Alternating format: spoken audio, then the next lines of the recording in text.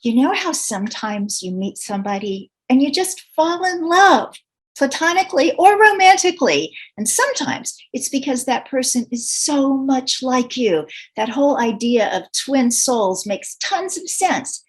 But other times you meet someone who is almost your polar opposite. Maybe they come from another part of the world. Maybe their educational and professional background is entirely different from yours. Maybe they use a vocabulary and a way of seeing life that isn't the one that you've been using. But when you meet them, you're in love.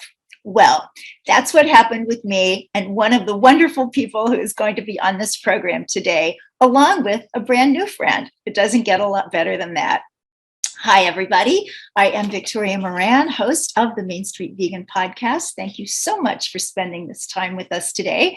We have the whole luxurious hour to talk about a single topic with two amazing women whom I'll be introducing to you now. The first, Nivi Jaswal, actually is that person that I just knew, oh, we're going to be best friends, even though you have to translate for me a lot of the terms that you use that come from the corporate world and the business world that is not my background. She is Nivi Jaswal, and she has joined forces with Dr. Erin Sinnavae as co-investigators of Project Gaia, a public health research initiative, part of the Jiviniti research program.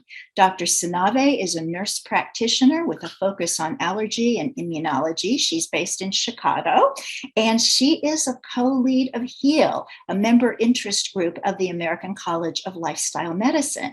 Nivi Jaswal is the founder of the Jiviniti Research Program, and she is based in Boston. She has a corporate marketing and brand management background with consumer packaged goods, life sciences, and media and research experience. Welcome, Nivi and Dr. Erin. Thank you so much, Victoria. Great what to be here. Pleasure. It's so much fun to have you. And now, of course, we're recording these podcasts on Zoom, so you can also watch them if you like, if you want to see what people look like on my YouTube channel, Victoria Moran NYC. So I am seeing these two lovely women and their smiling faces, and maybe you'd like to do that as well. So let's just start out by getting acquainted. So let's start with Erin, since my listeners and I will be getting acquainted with her for the first time. So tell us how you got from where you started to being a plant-based expert. Sure. Thank you. Again, thank you for having me. It's an honor. I have admired you for many years, and so it's thrilling to be here. But I am originally from Nebraska, the middle of Nebraska, which is a farming community. Growing up, we had meals that consisted of meat and dairy every single meal, and it's really the livelihood of the community. So it is unlikely that I would be where I am right now, right? So, but when I went to college, I dabbled in vegetarianism for a little bit. I just primarily because I thought it was healthier. That said, I was not necessarily eating healthier. I was having butter on my pasta, cheese pizza, and that did not result in feeling better. So I kind of went back and forth for many years. And then I met my husband, Tim, who is also, amazing person, but we were both in the military. And so we were bouncing around the country, and anyway, we met, and then we sat down and said, let's watch a documentary. And we picked Hungry for Change. And that was like the moment we changed. We watched Hungry for Change, and then we quickly watched Forks Over Knives. And that really changed our life. We started reading the research and the books that really talked about the connection between what we eat and health. We read things like Eat to Live by Dr. Joel Fuhrman, The End of Heart Disease by Dr. Esselstyn, the China Study, all of those. And so then I went on, and I'm now a nurse practitioner. And of course, I've seen patients every single day struggling with chronic lifestyle diseases like diabetes and heart disease and all of these things that are really preventable. And so as I switched and my family switched and to a whole food plant-based diet, I knew I just couldn't keep it to myself. So I have been on a mission ever since to help improve the health of my family and my friends, as well as my patients. Well, it's a wonderful thing. The stories of how we get here, and the documentaries are so wonderful. It seems like more people make this change because of watching a documentary than just about anything else. Yeah. The internet is great, the books are great, but it just seems like we've got this wonderful body of work in film that makes so much of a difference. That's true. And you and I, Erin, come from just about the same part of the country because I'm from Kansas City, Missouri. Now, Nivi, you have a much more exotic background. Tell us about your life. Well, thank you so much, Victoria, for for your friendship, and it's an honor to be on the Main Street Vegan podcast, and now in the YouTube show Avatar. So thank you for the opportunity. Well, I come from the Midwest equivalent of India. So the Midwest equivalent of India is the northwestern part of India. My home state's called Punjab, and it is, fertile, and it is, used for monocropping and, for corporate agriculture, and there are really intimate links between the food systems and the technology of, how humans produce food, between the states of Iowa, Illinois, Nebraska, and Punjab. So, and I grew up as a child of two anthropologists. So I had an opportunity to travel, within India and around the world, including to the US at an early age.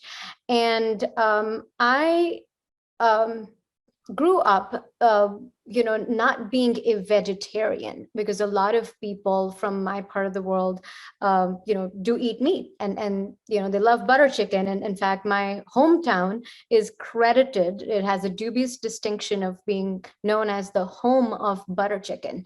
And the name of the city is Ludhiana. And it's almost like a 16 million people city. Anyway, so I grew up with an idea of animal-based protein being extremely important for human health. I switched to a ketogenic diet because I felt like that was the only way to prevent or delay the onset of diabetes type 2, which I felt was a genetic condition that ran in my family. And Punjab, by the way, has the highest per capita incidence or prevalence of cardiovascular disease and diabetes type 2 in all of India, and probably even in the world. I got closer to diabetes, actually, because of the ketogenic disaster train that I was on. 2015 led to a series of diagnoses, and I started searching, and I found, like Erin did, a documentary. My husband Sean and we decided to, watch Forks Over Knives, and we followed that up with Cowspiracy, A Prayer for Compassion, which you're a producer of that documentary film, Victoria, and Thomas Wade Jackson directed it, and we just had to change. We just said overnight, we're going to go whole food plant-based. We did it. I was able to reverse a lot of these diagnoses in under a year. And no sooner than that, I found myself at the doorstep virtually of the Main Street Vegan Academy, and learned about veganism and overcame my initial hesitation and reluctance with the V word. And now I'm very proudly a vegan activist. Oh, you're so wonderful. See, everybody, aren't you in love with her too? It's very, very easy. And now that I've met your mom, Nivi, I know where some of this comes from. It's wonderful. Now that we're coming out of the pandemic, thank goodness that we get to get together with friends and families of friends. Very special. So you two got together for very interesting reasons. Tell us how that came about. Sure, I can take that. Well, I'll tell you how Nivi and I met. So we met through a mutual friend who I think recognized that we have similar values and similar lifestyles. And this was back in 2020. And she told me she had this amazing nonprofit and the Jiviniti Coalition, which is an amazing group of plant-based women leaders, and we joined forces on the promotion, to Vice President Kamala Harris to go plant-based. And we also then realized we were both members of the American College of Lifestyle Medicine, and we joined forces there and have done work together through the Health Equity Achieved Through Lifestyle Medicine group, where we participate in projects aimed at really focusing on achieving health equity.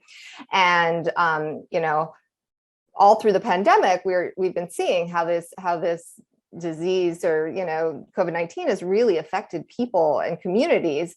And so how this project that we're talking about today came to be, I was listening to a podcast, the PCRM's podcast, The Exam Room, and to Dr. Kim Williams, who most people know, of course, in the plant-based world. He's the head of cardiology at Rush University. And of course, I listen to him anytime I can because he's so smart. And anyway, he said on that podcast, he's like, I don't know anybody that eats a vegan diet and has had severe COVID or died. I mean, this was, I could have changed, but at the time he said that. And this really made me think, gosh, why is no one looking at this? Why is nobody really looking at, do people that eat differently or different dietary patterns, do they have different outcomes with COVID-19? Since then, there have been a couple of studies coming out showing that a plant predominant diet does improve outcomes, but no studies kind of like what we're embarking on and what we're doing. And so I reached out to Nivi, who is brilliant, and with her amazing experience in the business world and in consumer research, we thought that we kind of had a nice mix of skill sets, and we joined forces. So that's how we met. That's so cool. Now, Nivi, you have so many things going on. And this is one of the things that just amazes me about you. I feel like I'm always running to keep up.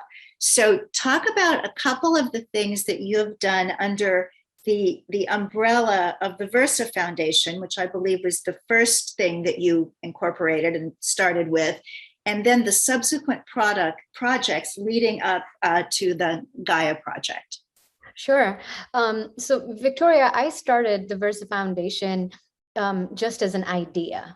And it was conceptualized almost, at a marketing and a storytelling, class that I took at Stanford at their Graduate School of Management. And my professor, Professor Jennifer Acker, who's amazing, she's an amazing storyteller. And she said, we're going to do a community project, which is close to your heart and will help you grow as a social entrepreneur. And mind you, this was even before I went vegan or even understood, about the plant-based diet.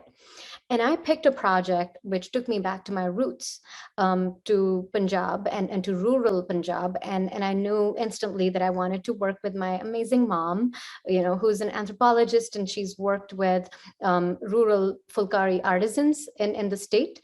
And I started visiting back home more often and trying to understand their life as artisans, and thinking about maybe I should start, a microcredit facilitation, sort of a nonprofit or something to improve their economic situation. And in parallel to this was my own search for my health, because I had so many different, diseases at this point in time, and I was dealing with them. And no sooner had I discovered whole food plant-based nutrition, I immediately knew that this nonprofit, which is subsequently, incorporated in fall of 2018 in the Boston area, that the Versa Foundation had to do not just with the economic prosperity and otherwise, other aspects of bettering these artisans' lives, that it definitely had to be through the route of veganism. It had to be through the route of whole food plant-based nutrition. So up until 2020, we ran health camps, culinary demonstrations, partnering with faith-based organizations in Punjab, and talking to these women artisans. We adopted nearly 5 different villages at the peak of our impact and interaction with them. We had over 485 artisan families that were impacted, because of the work. And I had just around that time graduated from the Culinary Health Educational Fundamentals program from Institute of Lifestyle Medicine and Harvard Medical School and Spalding Rehab Hospital. And that really taught me the power of experientially changing people's behavior. And that when you invite people to cook together, to eat together, you have a better chance of getting through to them. In 2020, the pandemic hit, and our field work, our volunteer work in Punjab was hugely impacted. And it also overlapped with the election fervor in the United States, which is home for me at this point in time. And that led to the creation of the Jiviniti platform.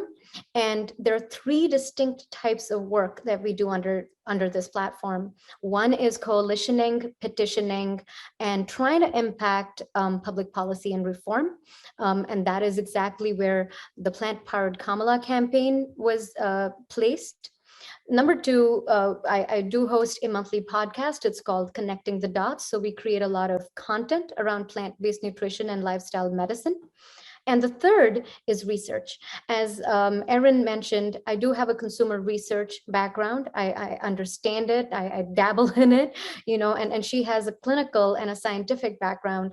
And in 2020, we'd already started our first qualitative research program that was called Project Shakti, and it was single-mindedly focused on women of color and low-income women in the United States. And the insights that flowed from that, ethnographic, qualitative research program sort of merged with Erin's idea. And when she said, hey, we want to do this and let's do this quantitatively, I thought it was a marriage of both the worlds of qualitative research as well as quantitative research. And it would afford the Jiviniti research program to really capture this historical window of time, of the pandemic. It is historical. We don't know how and if people will ever feel like this, the way they've felt during the pandemic ever again. We hope they don't. We hope that we switch to a plant-based world very soon. But when Erin approached me with this idea, I felt that was the obvious and natural progression for the Jiviniti research program, and we launched Project Gaia together. And Nivi, I know you were personally touched by COVID. Do you feel comfortable sharing a little bit about that?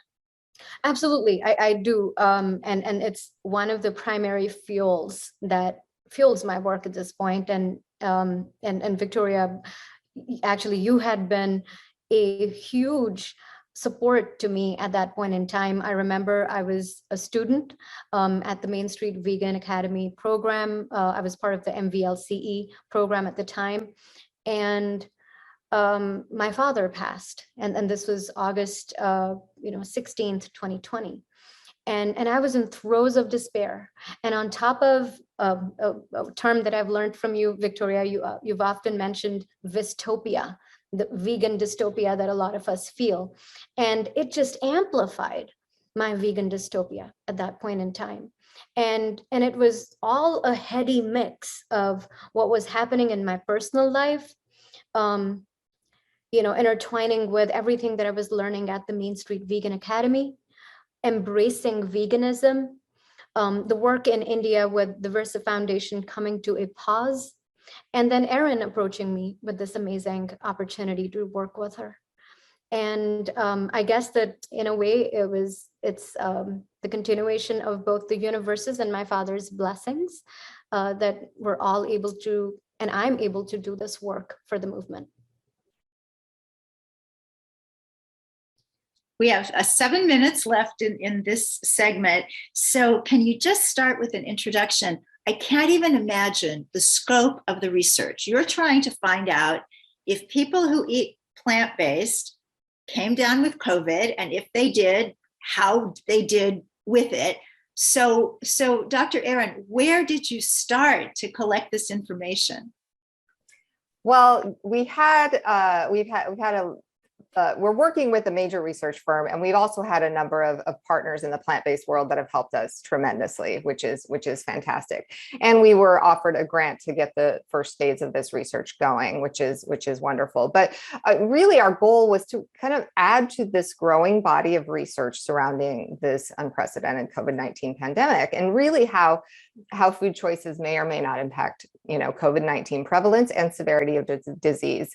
And those were the questions we wanted answered. But then we realized there's actually so many more things we needed to think about and talk about and find out from the public and the population out there, what they're thinking, because we know some people have chronic diseases, so we needed to ask a little bit about that. We need to find out, gosh, what about long COVID? We're finding out all sorts of new things about long COVID. We wanted to certainly touch on the aspect of mental health, and that's really, really huge for us. And we know that food, right? We know food is the strongest lever to optimize human health, right? And environmental sustainability of this planet. I think Dr. David Katz always says, no matter how many viable humans we have, we need a viable planet. There are no viable humans without a viable planet. And so, and we know that unhealthy diets pose a greater risk to morbidity and mortality than unsafe sex, alcohol, drug, tobacco use, all of those things. And with the pandemic, we know that communities of color were disproportionately affected by COVID-19. And so we needed to find out about those things. And so, and again, besides that, the pandemic also highlighted the data gaps with regards to people of color, and especially women and women of color, and a lack of sex disaggregated data. And so we really went after several questions. So it was a rather long survey. And that's as far as we've gotten thus far, is to really gather the data. And now we're starting to analyze it. But we're really hoping to gain a lot of insights from this research, to hopefully prevent future pandemics. But if there are future pandemics, we hope to glean some insight into what people can do from a behavior standpoint, everything from protective behaviors to other non-pharmaceutical interventions, that we know that the vaccines are important, but we really wanted to look at things like the social determinants of health, and like income and access to care and employment status and food insecurity and access to healthy food. So our survey kind of encompasses all of those things. And so now it's just a matter of getting into the data and looking at it. So I know that things haven't been tabulated yet, and you can't share your actual findings, but just give us kind of a general idea of what these comorbidities were, and how a whole foods plant-based diet could change some of that for people during that pandemic and going forward. Well, I can speak a little bit to that. Yeah, there's definitely some research that shows that those that eat, some of the comorbidities we see, right? That we've seen this huge spike in things like type 2 diabetes, not over the pandemic, but just over time, right? And obesity and heart disease and cancers, much of which is preventable. And we know that 80% of healthcare costs goes towards treating chronic disease, again, the vast majority of which is preventable. So those things we know can lead to things like more inflammation in the body. And so if you're already have an inflamed body and you have health issues, add to that a virus such as COVID-19, and unfortunately, we've seen that some of these populations that have had worse, some of these comorbidities, that they tend to have worse outcomes. And that data is out there, and that's been shown by who ended up hospitalized and who ended up dying too. Unfortunately, we have lost so many people to this terrible pandemic, and so that's kind of the reason we wanted to look at this data and find these answers from the population. And you have a lot of courage to do this, because when I first heard that this was your plan, I thought you're going to have to overcome backlash, because so many people have said things like, well, if you just eat well, you don't need to wear a mask or wash your hands or get vaccinated. And you guys aren't saying that. Can you just tell us where you're coming from on all that? Erin, and then we'll start with Nivi sure. after the break. No, absolutely. No, we are absolutely understand I'm fully vaccinated. My family is, we understand the importance of the vaccines. I work in a hospital. I work in a clinic setting, and of course we're wearing masks, and I'm definitely those behaviors are tremendously important. And the information that the CDC puts out is tremendously important. And so I'm always watching that myself and giving those recommendations. But a matter of, it's exciting to think about empowering ourselves, right? And I think people really want to know, gosh, besides those things, is there anything else I can do? You know what I mean? Is there anything else I can do? And not only, from what I eat, maybe does exercise help? Do any other behaviors help me that maybe I can have some level of control? I think that's really why we wanted to do this. And so it's not either or, it's both and. Yeah. Oh, well, that's so good to hear. My husband and I actually had COVID in January, Omicron, which is apparently less virulent than earlier strains. And we were both vaccinated as well. And it wasn't bad at all. And my daughter was saying, it's because you're vaccinated. And some of my other friends were saying, it's because of the way you eat. And it's like, whatever it is, it wasn't bad. And for that, we can be grateful. So everybody, as we go into break, think of something you're grateful for. That's always a wonderful thing to do. And enjoy these messages from the good people at Unity Online Radio, the voice of an awakening world. And we will be back with more of the Main Street Vegan podcast and these two amazing women from Project Gaia. Welcome back, everybody. And if you are new to the world of Main Street Vegan, please check out all that goes on there at mainstreetvegan.net. We have Main Street Vegan Academy, which Nivi alluded to. This is where you can train as a certified vegan lifestyle coach and educator. We do have another course coming up in October, and that's via Zoom. So wherever you are in the world, you can be part of that. We also have a weekly blog, information about the film, A Prayer for Compassion. And also, you might want to check out something else that's taking some of my time and interest and love these days. And that is the Compassion Consortium. That's Compassion Consortium.org. I think saying it the British way makes it easier for people to know how to spell it. CompassionConsortium.org. We are an interfaith, interspiritual, interspecies center for people who want to pay a little attention to their spiritual side in the company of others who also care about all beings and the planet. So we meet on the fourth Sunday of every month, 4 p.m. Eastern time, and would love to have you join us. Do check out the website. It's really beautiful. Lots of inspiration there. And I'm getting a lot of inspiration from this conversation. You guys are absolutely amazing. We are talking about the Gaia Project, which is part of the Jiviniti Foundation and the amazing work of these two very energetic women. And speaking of women, your data, your process here, and the people that you've sought out for this work seem to be largely women. So why, how'd you do that? And what are you finding out? Nivi? Well, Victoria, one of the big reasons, why we felt that this had to be a women-centered, women-led initiative is because some of the early reports that started coming out, during the COVID-19 pandemic in 2020 already called this pandemic a precursor to the pink recession. And what they seem to be meaning with that, by that word, was that women, and especially women of color, were more likely to be impacted, and that did bear out, as the truth. And I know that, maybe Erin can talk a little bit more to the nature of the infection and the virus, and the fact that it did lead to higher mortality amongst men. But when we look at the number of women that were exposed to it, from healthcare to home care to restaurants to grocery stores. Women workers, low paid workers, and women of color, they're on the front lines of the COVID-19 pandemic.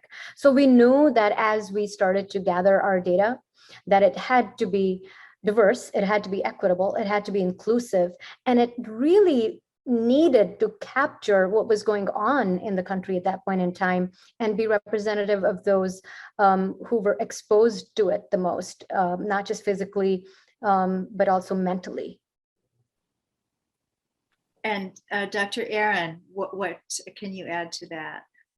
Yeah, well, I think the mental health impact that Nivi brings up is an important thing that we really wanted to look at in this research, and how, the data is really showing that women, from a mental health standpoint, women have fared worse than men, for who knows, a variety of reasons. But really, we know that women are primarily the caretakers doing unpaid work. And then if they are working a regular job, having to do that, as well as homeschool and all those other potential reasons. But in general, when we think about women doing research, right, we know that women have a number of hidden hurdles. There's gender bias, as we know, for years and years and years. This is plentiful and well documented.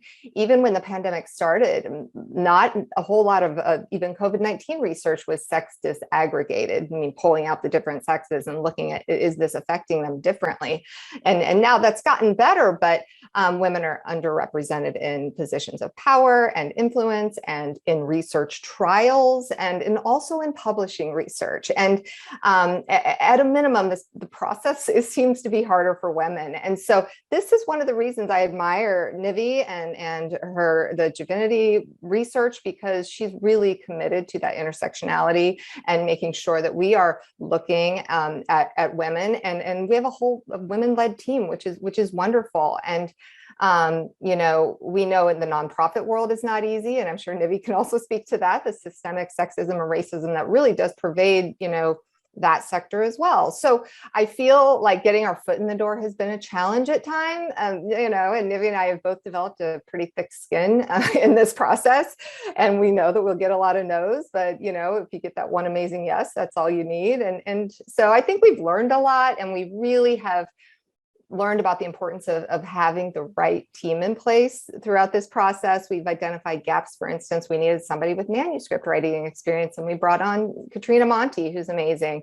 We needed someone with expertise in communication, and we brought on Krista Leon-Cavallo. And, we have medical experts, and just a really nice, diverse team that's helping to really strengthen us. And so, and I think it's really strengthened our resolve as well. So. And if we have time, if we have time for it, Victoria, I would love to share with you an anecdote, around the struggles that we've experienced as women, trying to reach out to different quarters for partnership, for, advisory and so on. And early in the project, when we were just looking at the research design, the methodology, the approach, seeking out mainstream partners, who would want to come on the journey with us. I remember reaching out to a creative communications firm, and and they're global, they're huge, and they came back, they listened to us patiently, and they came back and they actually declined to work on this project with us, citing entanglements with the animal agriculture world. And that one anecdote and that experience has actually repeated itself over and over when it came to research firms we wanted to talk to, other advisors that we wanted to seek, and so on. And it's just been an eye-opening experience for us, that if as women, and add to it the layer of women who are plant-based, women who don't hesitate to call themselves vegan or vegan activists, that when we knock on some really powerful doors, should they open those doors to us, we would have infinite possibilities, but they just won't, because of these entanglements. So that's a term I definitely wanted to bring up, and want to share that story because that's been a huge learning experience. I'm sure it has. Well, I look forward to the day not very long from now when all these big firms will say to the meat and dairy people, well, I'm sorry, I have entanglements with the vegans. So the time is coming. The time is coming. So what other struggles have you had? I mean, this is such a huge project. I think sometimes just anything we want to bring into being, even if it just looks like a small, neighborhood kind of event, takes a lot of work. And you're talking about taking on some really massive research and then working hopefully in tandem with some really big organizations. So what have you run into in addition to entanglements? Well, we do have the problem of plenty, if I can call it that. We set out initially with a goal of, securing about 2,000 people who would perhaps agree to respond to us. 1,000 who ate animals and 1,000 who preferred to, go the compassionate route and chose only plants.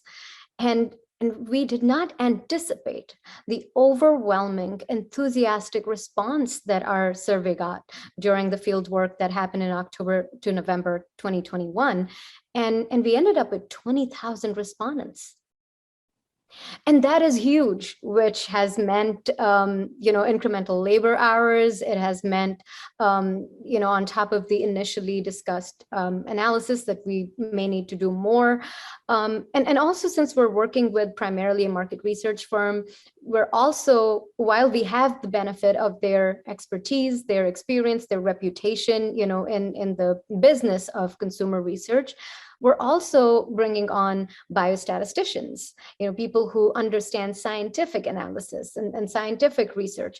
And that has been, quite a challenge for us to secure funds. It continues to be a challenge, writing grants. We've been told by some philanthropic organizations that we reached out to that research is too upstream. It's not downstream enough for their money set aside for vegan activism, that they would rather spend somewhere else than research. So yes, there have been a plethora of different hoops to cross, and that has made this experience an adventure. But some of the struggles really emanate from lack of the right type of talent, and also to be able to pay for some of that talent to be a part of our team and help us with this amazing data and make sense of this amazing data that we have at this point. And what's the goal? Once you've made sense of it, what are you going to do with it? Either one of you, or jump in together. Well, I just let Erin talk a little bit about our scientific publishing ambitions, and then I can take on the consumer-fronted campaign aspects of it. Sure. Yeah, I mean, once we have analyzed the data, we do hope that the insights from this the research, can help in identifying, behaviors, perceptions, the impact that the pandemic has had on populations. We really hope that the research can impact the health and behaviors in the long term, the problems of chronic disease and health disparities, so that really all people have the opportunity to improve their health through what they choose to, perhaps to what they choose to eat. And in remembering all of this, we really want to make sure we're looking at this through a health equity lens, because we really want to make sure all people should have access to healthy, affordable food and care. And so Nivi will talk a little bit about, how we really want to improve the information that the public is hearing, right? Because we know that so much marketing is aimed at not the healthiest, in the healthiest ways. So. Right. Thank you so much for that, Erin. As Erin mentioned, social determinants of health, one of the biggest challenges within the ambit of social determinants of health are really the media determinants of health. And consumer behavior change, or the behaviors of the layperson out there, are so much determined by what they see on television, what they get to see and consume on social media platforms. And if all of those are, and this is what I call fake news. I think animal agriculture linked news is fake news. When the egg industry or the poultry industry or the dairy industry tries to convince us, and they have done a great job of it, by talking about how healthy they are, how important they are for us and for our children. And when they actually enroll celebrities that have huge sway with the masses, people who are sports persons, people who are musicians and so on, and they enroll them to participate in their advertising campaigns, something that I've been guilty of in my corporate past as well, within the processed food and beverage industry. But I feel that healthcare programming doesn't stand a chance because it's competing for consumer attention. And consumer attention is necessarily going to go where sophisticated, subliminally, psychologically subversive tools of consumer psychology are deployed in the form of advertising. And which is why, in addition to the ambition of publishing scientifically, one of our bigger dream goals is to be able to take our findings, take our data, and convert them into a creative storytelling format, to be able to visualize our data, to be able to turn it to film, who knows, and really talk about how we can improve health education, how we can enhance evidence-based interventions, but how can we also draw upon the modalities and the vehicles of mass media, narrative, and art, to elevate the voice of the published word. Because otherwise, the voice of the published word is limited to elite audiences that have access to advanced education, and it doesn't ever make it to the street. We got to give public health programming some street cred. And as you like to say, Victoria, we have to get the word out on the main street, because that's where America lives. Exactly. I want to step away from Main Street, though, for a minute, based on something that you said, and into some of those corporate boardrooms where most of us never go. Now, you've been on the program before, so if y'all are becoming great Nivi Jaswal friends, you can find that archival programming on your podcast app or at Unity Online Radio. We call that show From Keto Disaster to Plant-Based Powerhouse, because she is. But when you were working in the processed food industry and you didn't know what you know now, just tell us how you saw things so we can understand how the people who are still there are seeing things. They're not evil, they're just off base. Right. Thank you so much for asking me that question. I truly felt that I was on a social mission to bring health to communities around the world, and especially underprivileged, vulnerable communities. And that is because there is a lot of corporate purpose, brand purpose, a lot of internal public relations messaging that an employee in the processed food and beverage world is exposed to. And what happens is that even though in the end, profit trumps purpose, but because you talk about and you give the airtime to your employees and to your consumers, you give so much airtime to the idea of purpose that's sometimes all they can see. So I did feel that I was, fighting for the right cause. I felt like, the work that we were doing, without necessarily naming employers, and they're great organizations. But I felt that unless chronic illness hits people personally, and they don't start necessarily thinking about why did it happen to them. And in the corporate boardroom, I guess that there is a lot of apathy because they're talking about purpose. They're analyzing consumer insights and trend spotting and opportunity spotting, and they're monetizing purpose. And when you look at purpose from the lens of monetization, you've already put a distance between yourself and that word. And that's where probably the distance lies.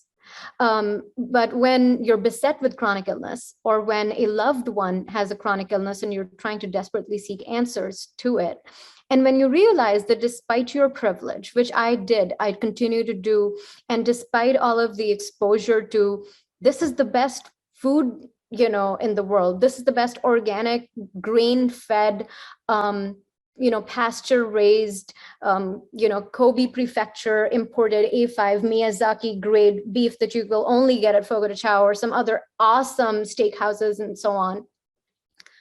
When you're just so deluded in that and wrapped up in that power hierarchy that tends to surround the corporate ecosystem and the boardroom ecosystem, you're just very far removed from purpose, even though that's the vocabulary you seem to be speaking day in and day out.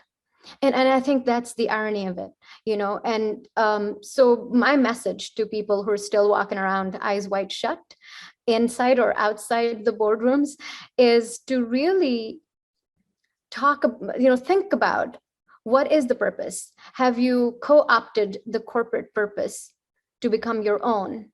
And if so, if there is a gap, please think about what might be your purpose as an individual, which is, decoupled from and separate from your corporate identity, your CXO or senior vice president, whatever title, or the car that you drive, or the brand logo on your lanyard or your access card into the building. The minute you're able to strip away those layers of ego, you might be left with some raw material to work with. And that is my message for everyone. And I understand it's a lucrative life to leave, but you'll never find the gold at the end of the rainbow unless you go, hunting for it. And you have to really do it with your true heart.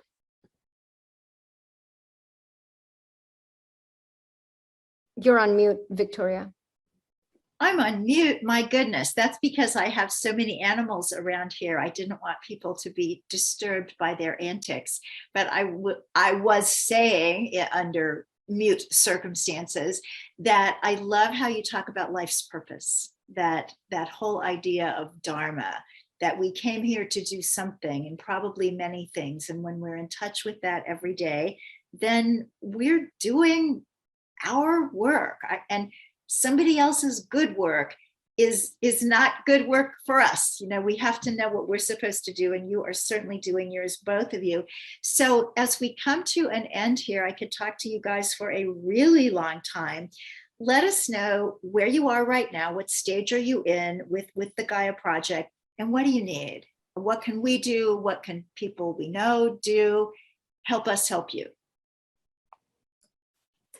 Well, I'll take this, I guess, as well. But I think we know how important research is, right? But all research sciences really do rely on external funding, unfortunately. In a perfect world, money wouldn't matter, and all scientific studies would be able to be completed without it, right? But unfortunately, this is not the case. So, we are in the data analysis phase, and that is where we are hoping to uncover, the impact this pandemic has had on the population from our survey, and and hopefully we'll find if there are differences, and hopefully things people can do. But donating to the Versa Foundation is an amazing place to start helping us. That's what we need right now, is funding, and we have a great team of people and volunteers that are working with us to make this happen. So that's what I would say we need more than anything right at the moment. And towards that end, we've actually put together a 3-minute short video, which has the entire team, and we've crunched the entire story of why each of us have gotten together and why we're doing Project Gaia. It's been made by another brilliant person on our team. Her name is Priyanka Nathani. She helps us with social media and communications, and she's just made this awesome scratch film in-house, and that's on our website. It's also on our social media platforms, and it's also on a GoFundMe page that we recently started, looking for any kind of funds, any resources, any help that people who are listening to this or watching this might be able to give to Project Gaia, and we'll be very grateful for your support. So the basic website is the Versa, VIRSA Foundation.org. And if you want to do Project Gaia, Project-Gaia, you can go right to the page, and we will put all of that, and in fact, all of the social media information, etc., for this amazing project, Project Gaia. You can also find their work on Instagram and Facebook at Jiviniti, Jiviniti. Now help us out, Nivi, with what that means. I know a jiva is our soul coming to earth. So tell us about Jiviniti. Right. So Victoria, it's a made-up word, but it's a composite word that's, that uses two beautiful Sanskrit terms, as you alluded to the first one, which is jiva or jiv, which is life, wholesomeness, a sense of being alive. And niti, N-I-T-I, is the word for the path, the methodology. So Jiviniti, when you put it together, it's actually just a made-up word. It does not exist in Sanskrit, in and of itself, but it's really the path towards being alive. And that's almost like a summation of everything that we stand for and what the mandate for our plant-powered efforts is. That is so beautiful. You are the only person I know who makes up words in Sanskrit. How cool is that? So just in our last minute, ladies, each of you, just give us a final word. Dr. Erin? Yeah, well, I just want to say thank you, Victoria, for having us and giving us the opportunity to share the work we're doing, and for all you do to help people change their lives and their health for the better. That is so kind. Once I think you kind of get bitten by this bug, it's like, oh my gosh, there's a way to eat that helps others and helps the innocent and helps the animals and helps feed people and saves the planet. And oh my gosh, it clears out your arteries and helps you feel longer and feel better. It's like, what's not to like? And so I think it kind of lights a fire under us. And speaking of people with fires under them, Nivi, have the last word. Thank you so much, Victoria. I just wanted to express my gratitude for having both of us here on your program. We understand that, right now with the ongoing pandemic, with, whatever is happening, the war in Eastern Europe, I just wanted to say that Jiviniti, the Versa Foundation, and Project Gaia stands with the people of Ukraine, and we stand equally with the people of Russia, because we know that none of us wants war. We want peace. We want harmony to prevail in the world. And I do dabble a little bit in Russian, so I will just say, Niet vойне.